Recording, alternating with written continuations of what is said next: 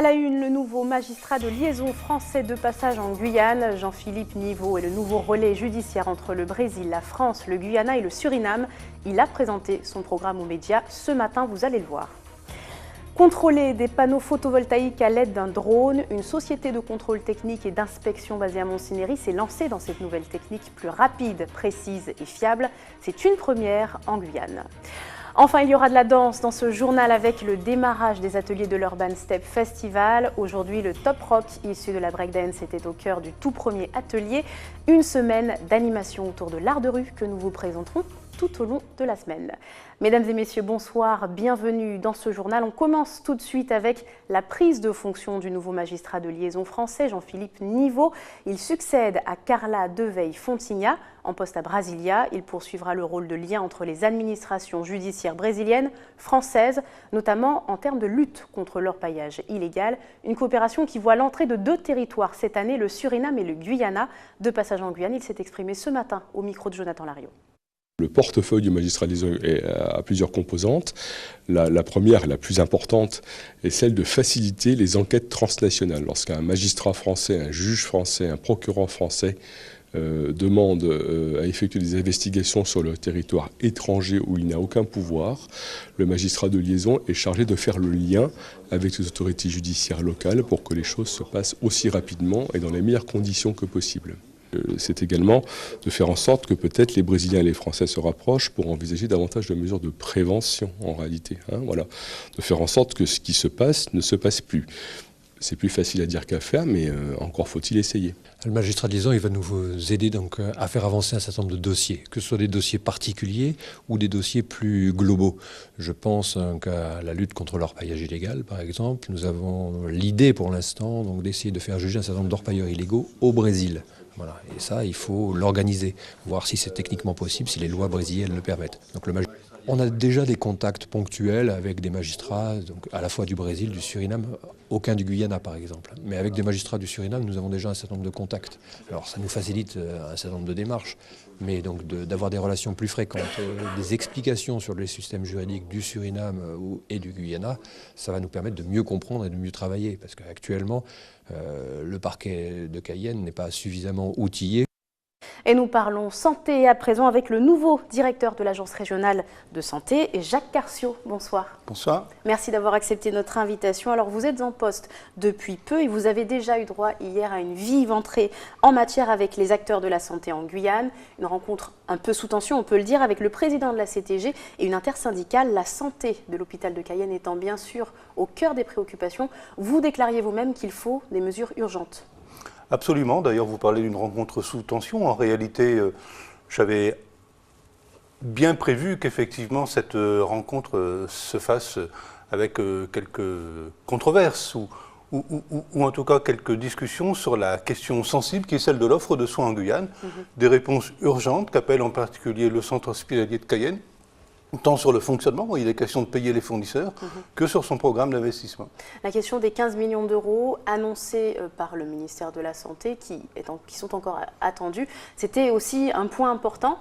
Alors à quand En effet, qui nous a beaucoup occupé, cette question. Alors, comme vous l'avez dit, l'hôpital connaît des difficultés de trésorerie. Je parle bien de crédit de fonctionnement. Il ne s'agit pas pour l'instant d'investissement. Et ces difficultés de trésorerie doivent faire l'objet d'un complément de crédit qui a été évoqué récemment, effectivement, par Paris.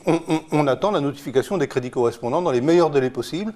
J'ai redit hier que j'avais de ce point de vue un devoir d'alerte en quelque chose. Il convient maintenant que l'hôpital puisse payer rapidement ses fournisseurs. 15 millions d'euros, ça suffira ? Ça suffira, soyons très précis, pour remettre à flot la trésorerie de l'établissement. Il n'est pour l'instant pas question de financer les investissements, même si pour ce faire, on a aussi des solutions. Et j'ai en tête en particulier un crédit qui a été consenti au terme d'un prêt, resté à ce jour sans objet, on peut le dire, mais qui permet de faire les tout premiers investissements, ceux qui ont à voir notamment avec la sécurité de l'établissement. Un prêt qui verrait le jour à peu près quand ? Ce prêt, il a d'ores et déjà été consenti. Les crédits peuvent être mobilisés rapidement. Il s'agit d'une vingtaine de millions d'euros. Donc, en l'occurrence, il ne s'agit là que des crédits d'urgence, d'investissement d'urgence et de sécurité. Après viendra le temps, mais c'est absolument essentiel, du plan pluriannuel d'investissement qui sera présenté devant le comité ministériel correspondant. Vous soulignez la notion de l'urgence parce que quand même on rappelle le rapport qui est paru il n'y a pas très longtemps par l'IGAS qui souligne 100 millions d'euros de déficit rien que pour l'hôpital de Cayenne. pour toute cette somme, cette totalité, quand est-ce qu'on envisage de la résorber? En vérité, il faut que cet établissement retrouve une sorte de cercle vertueux. C'est-à-dire que concrètement, c'est lorsque d'abord il aura retrouvé, au plan de son fonctionnement quotidien, des conditions satisfaisantes au regard de ses fournisseurs, qu'il aura pu consentir les investissements utiles, qu'il pourra à nouveau susciter des candidatures de médecins et donc retrouver un fonctionnement vertueux et équilibré au plan budgétaire. Tout cela ne se fera pas en un jour, mais tout est urgent et j'en conviens bien volontiers. Alors, vous le soulignez, ça ne se fera pas en un jour, on l'envisage à combien de temps? À l'horizon de 5, 10, 20 ans? Ah, certainement pas. Au regard notamment de la croissance démographique de la région Guyane, on parle du centre hospitalier de Cayenne, mais on pourrait parler du centre hospitalier de l'Ouest guyanais. Tout à fait. Au regard de la pression qui s'exerce sur l'offre de soins, il y a véritablement urgence, et ça vaut pour les 3 établissements de soins de cette région. La création d'un CHU, est-ce qu'elle sera l'objet, on va dire, de votre passage ici en Guyane? Oui, alors il ne faut pas se payer de mots. L'hôpital de Cayenne est l'hôpital de référence de la région. Tout à fait. C'est le pivot de l'offre de soins. Alors en l'occurrence, CHU ou pas CHU, l'essentiel c'est qu'ils connaissent des moyens honorables de fonctionner et qu'ils soient susceptibles de recruter des médecins de valeur. La question de savoir si c'est un CHU est sinon accessoire, en tout cas secondaire. Ça me permet quand même d'évoquer un sujet important, la presse sans écho également, c'est la question de la recherche et de l'université qui sont clairement des atouts pour la région et en particulier pour l'hôpital de Cayenne. Notamment du côté du pôle femmes-enfants? Absolument. J'allais presque dire à quelque chose malheur et bon, mais les pathologies qu'on connaît ici ont pour effet, j'allais dire indirect, de susciter une recherche de haut niveau, que peut-être même on nous envie en métropole et dont il faudrait savoir tirer profit en termes d'attractivité de l'établissement. Alors vous, Jacques Carciot, vous avez en tout cas déjà occupé ce poste. Alors l'organisme ne portait pas le même nom, mais c'était en 2002, à l'époque, vous faisiez face à l'épidémie de dengue. Aujourd'hui, c'est le Zika. Alors quelle va être votre démarche à la tête de l'ARS? La démarche attendue de la part des pouvoirs publics reste à peu près la même, dès lors qu'il s'agit d'abord de lutter contre ce qu'on appelle les vecteurs, en réalité les moustiques, de prévenir et ensuite d'agir pour limiter l'épidémie et ses effets. Je dois vous dire qu'en Guyane, en tout cas, pour l'instant, le Zika reste contenu et en tout cas fait l'objet d'une observation très très rigoureuse et partagée, parce que, comme vous le savez, dès lors qu'il est question de démoustication, la collectivité territoriale en charge de la démoustication est évidemment elle aussi appelée à la rescousse. C'est un travail en tout cas que vous allez entamer avec les élus, avec les collectivités. Bienvenue si je puis dire, Jacques Carciot. Merci d'avoir accepté notre invitation ce soir. Eh bien, merci à vous. On poursuit dans l'actualité avec le mécontentement de l'UTG Orange. Le syndicat pointe du doigt la direction de la société de téléphonie au sujet du mal-être des employés des 2 agences de l'île de Cayenne, signalé à plusieurs reprises. Un rapport d'expertise sur les risques psychosociaux a été réalisé, mais aucune réponse n'a été apportée jusque-là. Écoutons les précisions d'une déléguée du personnel. Il y a eu une expertise sur les risques psychosociaux où nous avons décelé plusieurs risques tels que des tentatives de suicide, des dépressions, de la fatigue très lourde, notamment que ce soit sur le personnel ou sur l'équipe managériale. Ça touche pratiquement 90% du personnel des 2 boutiques où il faut toujours faire du chiffre, où la part variable, c'est-à-dire le complément sur le salaire a changé au niveau des calculs. Donc ceux qui avaient une bonne perception monétaire, ça a diminué. J'espère que l'entreprise va prendre conscience de sa responsabilité pénale et civile sur la sécurité et la santé des salariés au travail pour que le climat social puisse s'embellir. En fait. La Fédération des entreprises électriques de Guyane se fait aussi entendre. Créée en décembre dernier, la jeune organisation tire la sonnette d'alarme sur plusieurs points et rappelle que le secteur est également en difficulté. La Fédélec veut se positionner comme force de proposition auprès des collectivités. Écoutez son président au micro de Kerwin Alcide. On a l'habitude de voir les petites entreprises dire les choses franchement et de dire qu'on ne ça va pas, de les dire franchement que ça ne va pas. Donc nous disons ce qu'on voit. Si nous ne sommes pas là pour se battre, si nous ne sommes pas présents, nous allons voir le train passer. Et nous ne voulons pas que le train passe, nous voulons être dans le train. Donc dans le train, c'est revendiquer nos droits. N'est pas simplement revendiquer nos droits et être une force de proposition. Les élus, maintenant, ils peuvent faire, je ne sais pas pourquoi, travailler avec de grands groupes. Et quand ils travaillent avec de grands groupes, ils viennent, S'il y a du travail, s'il n'y a pas de travail, ils partent. Nous restons toujours.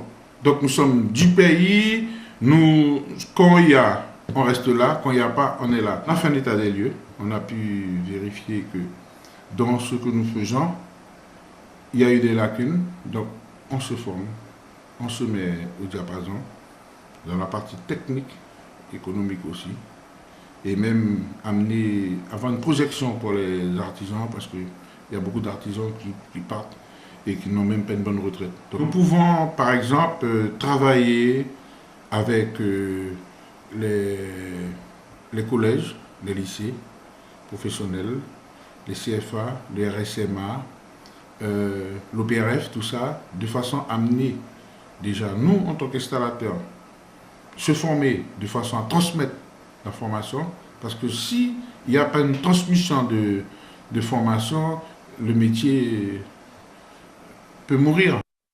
Restez avec nous dans quelques instants. Des cocktails à savourer en cette période de vacances au soleil. Ça se passe en Guadeloupe et c'est à consommer bien sûr avec modération.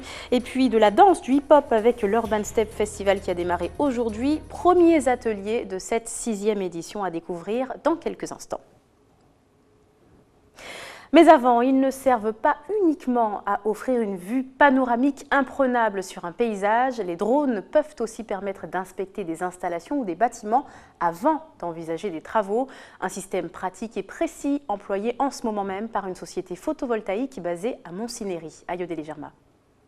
4 kilos de matériel de prise de vue haute technologie porté par 6 hélices, c'est tout ce qu'il faut pour contrôler les 19 000 panneaux photovoltaïques de la centrale de Montcinéry-Tonnet-Grande. L'air de rien comptait tout de même 20 000 € pour l'acquisition de ce contrôleur héliporté. Équipé d'une caméra thermique infrarouge, ce drone est capable d'inspecter en 45 minutes les 19 800 panneaux de cette ferme photovoltaïque. L'objectif est de rechercher des éventuelles anomalies sur les panneaux. Pour ça, on réalise une thermographie infrarouge, donc ce sont des images thermiques qui vont aller enregistrer tous les défauts liés au panneau solaire. Donc un panneau solaire, en temps normal, il est de couleur un peu orangée, et dès qu'il y a quelque chose qui ne fonctionne pas bien, la partie qui est en anomalie va virer vite au jaune, voire au blanc, plus elle est chaude. La caméra en fait mesure elle des deltas de température. En parallèle, pour valider l'anomalie, le drone est équipé aussi d'une caméra visible normale, donc une caméra type GoPro, et ce qui nous permet de comparer les deux images pour être certain que l'anomalie est bien liée à un défaut du panneau et pas à une salissure ou une ombre ou une casse. 6 gigawattheures par an, soit la consommation de 5000 personnes, c'est ce que produit la ferme solaire Coco Banane. Les panneaux sont contrôlés 2 à 3 fois par an. Le contrôle thermographique représente un gain d'efficacité pour cette ferme solaire qui existe depuis 6 ans. Cette technique-là, elle nous apporte de la précision complémentaire. C'est une précision qui est précieuse, parce que là, nous allons savoir quels sont les panneaux, de façon individuelle, qui présentent certaines défectuosités. Et donc pouvoir les traiter de façon individuelle. Ça rentre aussi dans le cadre de nos maintenances périodiques que nous avions programmées. Cette technologie connaît d'autres applications. Le drone est également utilisé pour le contrôle des pales des éoliennes.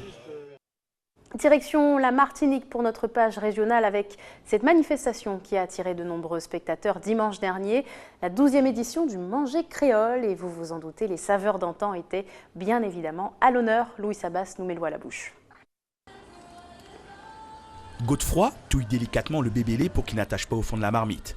C'est très délicat parce qu'il y a plusieurs légumes dedans et plusieurs viandes dedans. Viande salée, tripes, tinins, fruits à pain, carottes, oignons pays, pommes de terre, céleri, entre autres condiments. Une liste impressionnante d'ingrédients pour ce plat originaire de Marie-Galante. Il faut compter à peu près 6 heures. 6 heures de cuisson, en plus la préparation. En plus du bébélé, Godefroy a préparé un colombo guadeloupéen. Des mets qui sont attendus sur le front de mer du marin pour la journée Manger créole. Ils rejoignent les calalous, migrants de fruits à pain ou toulo, issus de la tradition culinaire martiniquaise, qu'une centaine de convives attendent de déguster. Certains participent à l'événement régulièrement, à la recherche d'authenticité. Ça me fait rappeler mes parents, parce que mon père était cultivateur. Pour d'autres, par contre, c'est la découverte. Camille est en vacances dans l'île. La consistance ou la saveur de certains légumes sont totalement inconnus de son palais. Il y a des choses qui me plaisent et des choses qui me plaisent moins. Il y a des trucs bizarres avec une matière que je ne connais pas et ça m'a surpris quand j'ai goûté. Des trucs bizarres qui ressemblent fort à du gambot et un morceau de viande de porc. Faire découvrir la cuisine traditionnelle à base de produits sains, c'est l'objectif de l'association qui rassemble ces gourmets depuis 12 ans maintenant. Aujourd'hui, comparativement aux autres années, vous voyez bien que nous avions presque plus d'enfants que de parents. Donc ça prouve que le travail a été compris et que les parents aujourd'hui poussent les enfants vers cette volonté de bien manger qu'eux ils connaissent. Ce sont plus de 130 kilos de nourriture qui ont été préparés. Après une mise à l'honneur de la Guadeloupe l'an prochain. Ce sont des plats traditionnels de Nouvelle-Calédonie et de Guyane qui seront proposés à la 13e édition du Manger Créole. Et je vous le disais, le rhum avec son traditionnel citron vert, du miel ou encore consommé nature peut aussi être préparé en cocktail qui ne demande qu'à être dégusté, surtout en cette période de grandes vacances.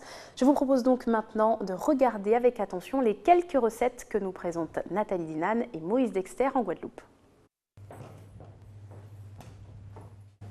Alors aujourd'hui, je vais vous réaliser le tiponche passion qui est composé de quartier de citron, de jus de citron, de fruits de la passion, de sirop d'orgeat, sirop de passion et de rhum. Le rhum de Guadeloupe, un ingrédient indispensable pour réaliser un cocktail savoureux.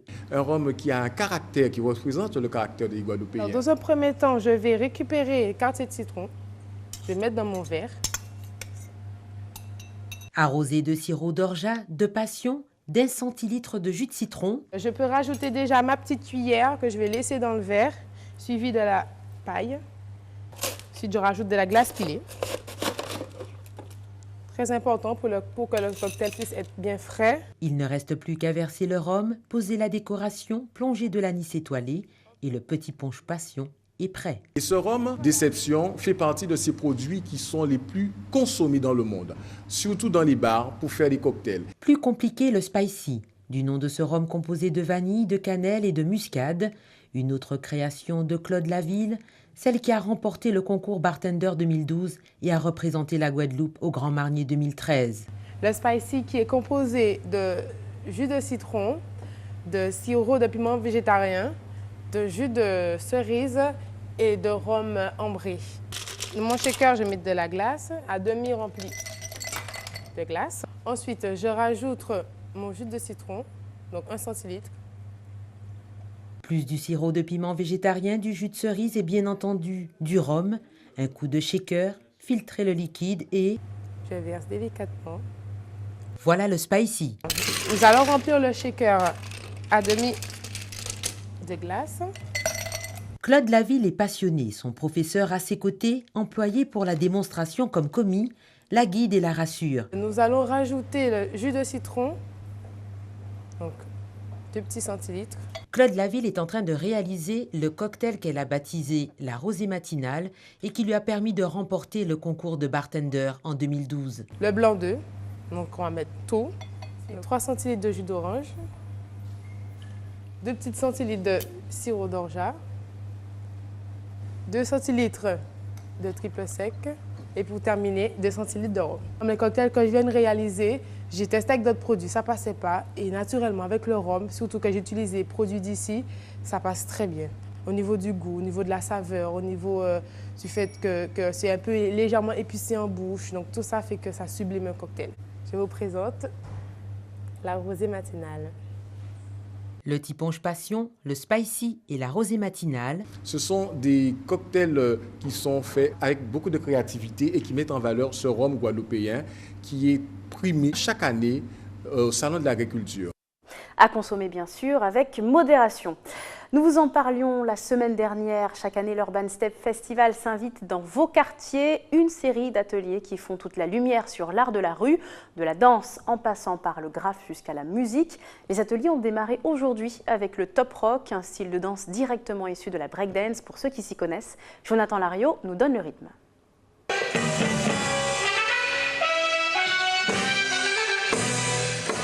Dans cette salle, tout est une histoire de rythme. Et pour suivre la chorégraphie, mieux vaut ne pas perdre le tempo.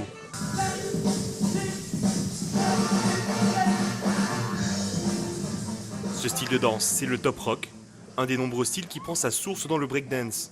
Et c'est entre les mains du champion du Juste Debout 2007 de top rock que les danseurs en herbe de l'Urban Step Festival découvrent et s'essaient à ce style de danse assez électrisant.